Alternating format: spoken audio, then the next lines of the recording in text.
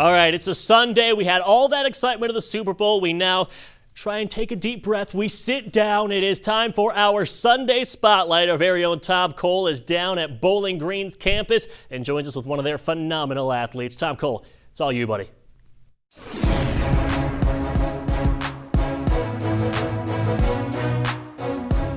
I want to take you back because I was privileged to do cover the MAC tournament. We were involved in it in BCSN, and I love the tournament. It'll be coming up again pretty soon. You know, I saw you against, I think it was Central Michigan, 26. Yeah. Watched you, and I said to the person I was working with in the studio that time, I said, "Wow, for a young man to perform on that level, on that stage, in that tournament, to me was remarkable." I think you ended up in the tournament 17 points, 7 rebounds as an average for a freshman, which is incredible on that stage. What did that performance mean to you? Was that really special for you? Because that day against Central, you dominated. Yeah, it meant a lot to me, you know, especially knowing that it was win or go home. So it was really huge for me. But at that time, you know, I was just playing and just giving all my teammates everything I had at that moment. You know what I mean? I really wasn't focused on scoring. I was really focused on the defensive end because that's what counted, and I knew that's what was going to help us win. So for me to have that performance was really special for me, and I'm happy for that.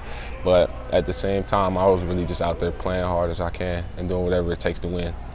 Big A now, flash forward, you know, as a sophomore, and I see you and DiMaggio kind of as super softs to me. I see you guys, the upside that you guys have. Yeah. I don't know if you guys realize the upside you have. The upside that you guys have in this program, to me, is incredible. Yeah. But that being said, this is a process. Definitely. And it's a learning process. What do you have to do? What are you working on to get to the next level that you want to be at as far as your basketball development? Yeah, just coming in and just working every night, you know what I mean? Putting in extra shots, you know, and just coming in the game with the mindset of knowing that I'm going to bring the energy every night, you know, and that's kind of hard, you know, bringing it every night, each and every night. It's a grind, right? It's a grind. It's a grind, you know, so, you know, I know all players are not going to do that. So, you know, you just got to have that mindset of just knowing that each and every night I'm going to bring the energy and play every game like it's my last. So that's pretty much it. Hey, I was just interviewing your brother in arms here, DiMaggio, and you know, at 6'10", 240, his size, I mean, he's an aircraft carrier. You know, he's going to be a dominant rebounder in this league. But I respect the fact that you do a nice job on the boards. You go to the boards, you can get your 5, 6 every night, and you respect the game that you want to play defense too, and I respect the heck out of that. You want to get stops. Tell me about how a guy can go in and get those kind of rebounds that you do with all the bigs. Yeah, well, I know DiMaggio is going to do a fantastic job every night at rebounding, just off the size and the effort that he gives every night. But, you know, at the same time, I don't just want it to be him just grabbing all the rebounds. I also want to be a great teammate and a brother and help and get in there and help him out on the boards, because I know there's going to be some times where he misses them and he's not going to grab every rebound. So me as a guard, I want to do a better job at bringing that energy and that effort at helping him get them rebounds as well. Where did you get the Coach Huger's a great coach. You have a great staff here. I know the guys. I know how lucky you are to be coached by men like that. Yeah. Where did you get your mindset? Because I know you have this about you respect the game from the defensive end. You want to, when you're guarding someone, you want to shut them down. Some guys go into the game with a mindset of, well, I got 27. Their guy got 26. You know, we're up one. And the guy he was guarding got 26. We're only up 1. But if you get 20. And the guy you're guarding gets 4, you know, that's a pretty good trade. You know? Where did you get that defensive want to? Well, it started in high school. Our practices used to be Cleveland Central Catholic. Cleveland Central Catholic used to be crazy. I mean, everyone just wanted to stop everybody. Everyone hated being scored on. Right. And at that time, you know, we wanted to win a state championship. So in order to win a championship, defense is the key, and you have to get stops. And it took me a long way. I went to the state championship. And, you know, it went on from there. And when I came here, that's all it was about, you know. Coach Huger was more so concerned about getting stops, you know, because that's what's going to win us ball games. So, you know, I carried it on from high school to college, and, you know, that's just who I am. You're seeing flashes of what this team can be. Yeah. I mean, I see it. Does that excite you guys to say, okay, we got a lot of young kids on this team. You're gonna get there. Take me there. Are you excited about that? I am excited about it, but at the same time, with the talent we got now, I feel like we can win now. Okay. You know, I don't want to dwell on the future. You know what I mean? I feel like the guys we have right now, the young guys and the guys like the older guys like Wes Alsager, Zach Denny, and Ismail Who are great Ali, players. Who are great players. And they've had a great career here. Exactly. I feel like with those guys, we can win now. So I don't want to look forward into the future. I just want to look right now and feel like, I honestly feel like we can win a MAC championship this year. Do you feel like it's coming together at the right time? Do you feel things are getting there? Yeah, absolutely. I feel like it's getting there. Things are getting there. I just feel like right now we shouldn't wait to come together when it's time for tournament time. I feel like we should have that mindset all season. So, but at the same time, I do feel like we're getting there because the more we play, the more together we get. So, you know, 18. This is a game that, you know, it's probably is.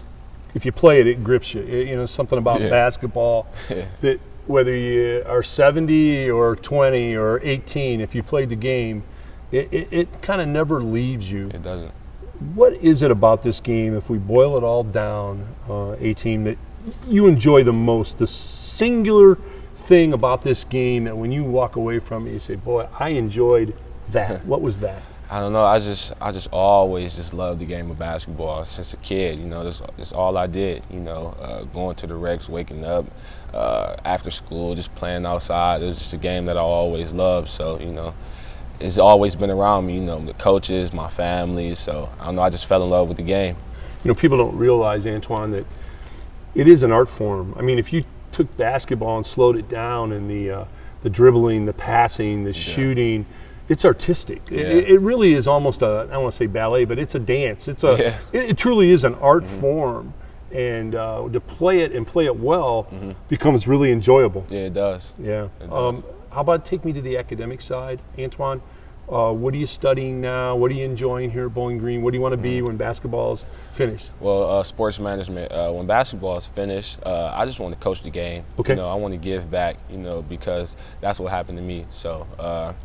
Probably start an AAU program, you know, and get kids going from there. You know, I looked up to a guy named Jermaine Gay, and he was the guy that took me in. You know, he coached me for AAU, and yes. You know, he looked out for me and he gave back for me. So that's something I've been around with my whole life. So I just want to do the same thing and just give back to others.